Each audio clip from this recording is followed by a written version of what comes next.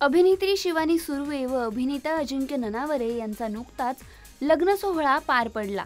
भव्य आणि पारंपरिक अंदाजात ही जोडी लग्नबंधनात अडकली। त्यांच्या लग्न सोहळ्याचे अनेक फोटोज व व्हिडिओ सोशल मीडियावर वाऱ्यासारखे पसरले। अजिंक्य शिवानी या दोघांनी कुटुंबियांच्या आणि इंडस्ट्रीतील जवळच्या मित्रमैत्रिणींच्या साक्षीने लग्न केलं। तर नुकतंच शिवानीची मैत्रीण व अभिनेत्री मेघा धाडे हिने तिच्या इंस्टाग्राम अकाउंटवर एक खास पोस्ट शेअर केली आहे।